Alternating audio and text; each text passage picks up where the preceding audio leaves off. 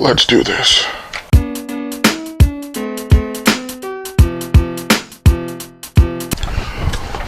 Hey, older brother Deconstruction, theBRUCE here. Welcome. I'm back in it. The X-Men reviews. I am now on X3, The Last Stand. It's not good. I remember this movie being so bad that it's good. Going back into watching it, it is just so bad it's bad. Like, you can feel how rushed it is. The script, the acting, this is a strong plot. Like, I can relate, or I can understand the whole finding a cure. You're a well-off guy and your son is a mutant and you want to find a cure.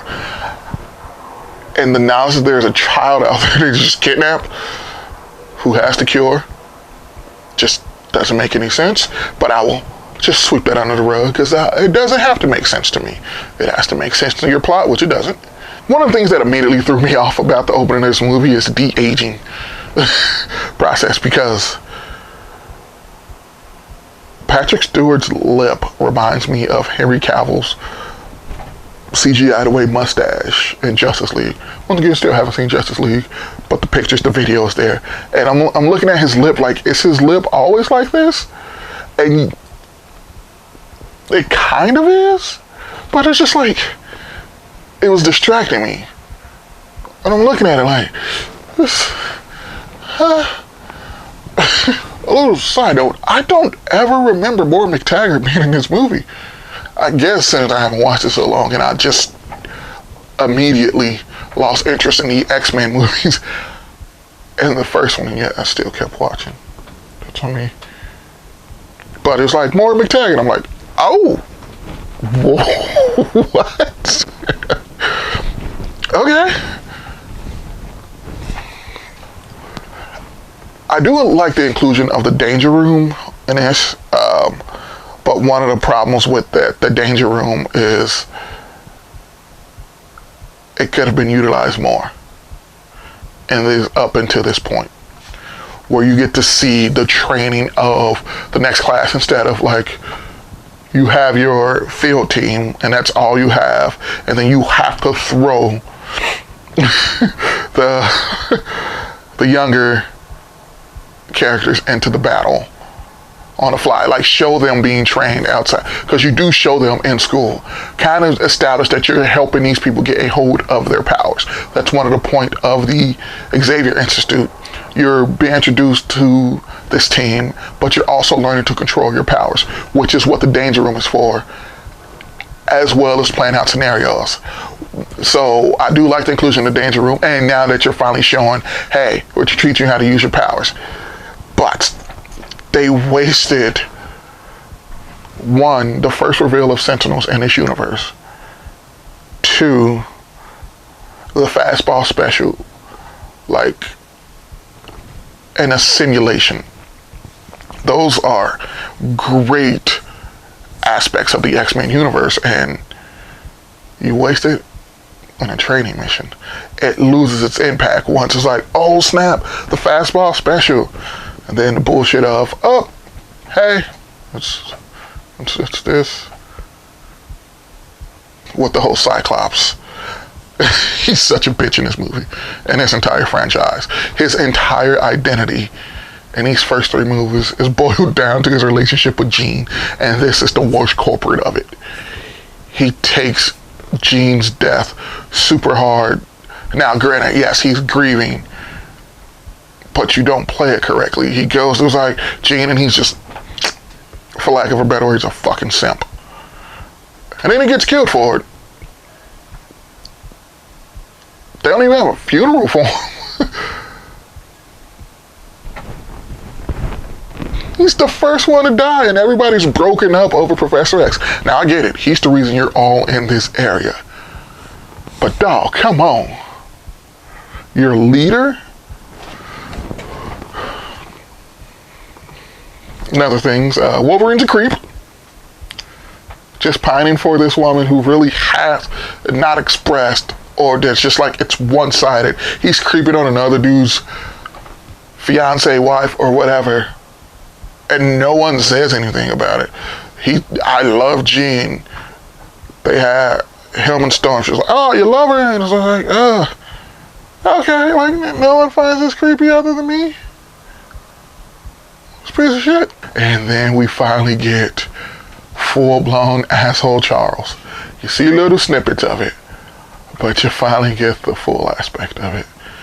And now I'm going to gloss over the Phoenix Force, or just being in, or Phoenix being in Dark Phoenix, going straight to Dark Phoenix being in Jean, since her power, I'm a script, but you see, like, hey, she can't really control this power. Fuck it. And I love that. It's like full-blown asshole Charles. You killing off Professor X, which would have had more weight, established the death of Professor X would have been a more weighty thing if they made you care about the characters a little bit more than they actually do. By it being so Wolverine focused up until now, you don't kind of have that link to these characters through their development outside of Iceman, because you saw his family in X2 and how he got there. Then you see his budding relationship with Rogue.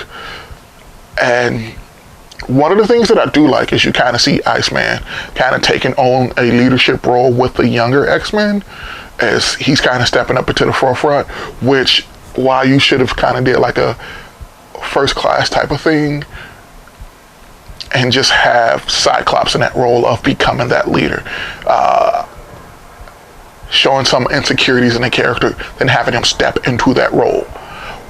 Kind of like you kind of have the insecurities with Rogue, and then you kind of have the stepping up into a leadership role with Iceman, and I enjoy that.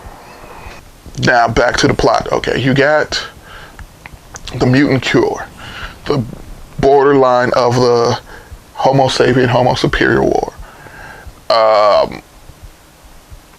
They're like, we don't need a cure, there's no problem. Like, I get that. It's like, and one of the things that throws me off is like, is Rogue was like super excited that she can finally touch a person. Now, yes,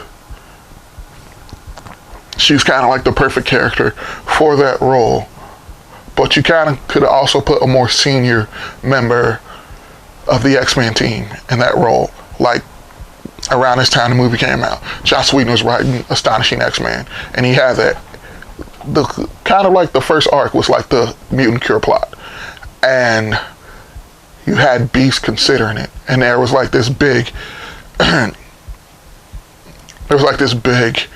blow up between him and Wolverine about it. And it made sense. It's like, you're one of the originals. You're supposed to be a beacon. Like, I don't need this cure. But it's Rogue, and you can completely understand her meaning, but there's no conflict with her getting it.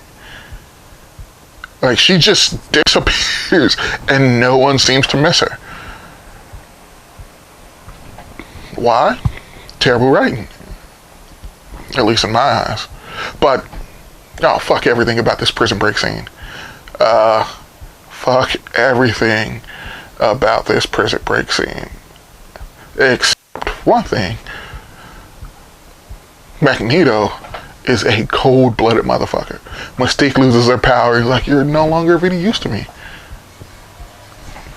I'm like, hey, you're no longer a mutant. I get it. He's fighting for mutant liberation. Now, there are some glorious, just one-off moments in this movie. Like when Magneto is moving San Francisco Bridge to Alcatraz. My God.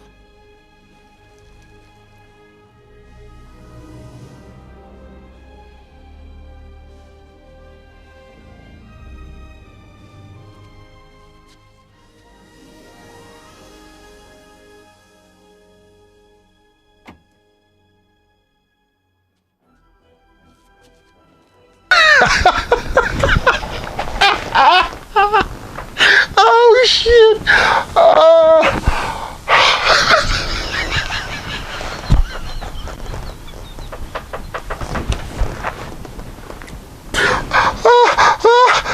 If I gotta explain to you why it's funny, you have no sense of humor.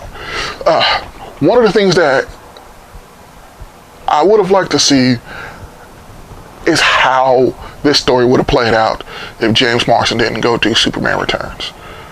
Was he supposed to be the link to Jean getting her to realize that, no, this isn't who she is? Or was it always supposed to be Wolverine?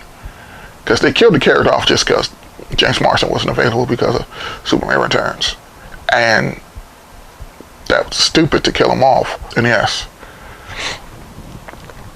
they send Juggernaut to kill the kid, to kill Leech.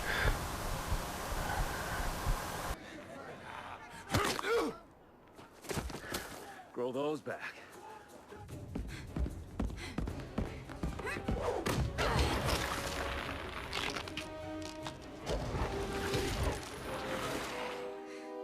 Don't you know who I am?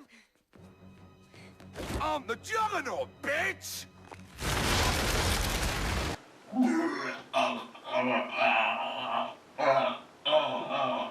The 6 leftover X-Men, like, once again, you could have been establishing more of your younger base in this movie. So this whole climactic battle, because it's legit 6 people. There's no way they should have gone their way. Granted, it's 6 people versus the military, but 6 powered people. No, just so stupid. Like, this should have been a completely one-sided fight. Even if you got the cure guns and Magneto sends the pawns, you got people who can control fire, magnetism, like he's literally flaming cars. You got a super fast chick. I don't even know who that's fucking supposed to be. I'll probably look it up. It's not going to be in this review because I don't care. But you got all of this, and it's not as one-sided as it should have been. These 6 scrappy superheroes, just basically with the help of a military, granted, somehow win. You know what? This is not a good movie, okay? I don't know how many times I gotta say it. It's just not. I don't really even care about the rest of this movie. I had to take a break in watching this just so I could make it through. I paused and just looked at like a half hour worth of YouTube videos just to get the stench out of my head. I got notes and everything. I don't like this movie because they do not try. This feels rushed. The script, awful. Some of the acting is just god awful. Hugh Jackman isn't a good Wolverine to me.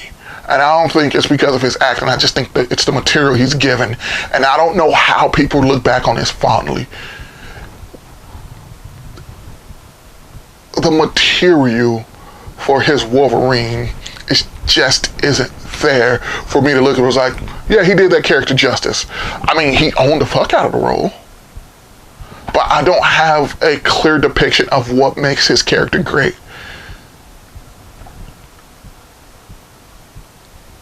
Just, you know, fuck it, I'm done.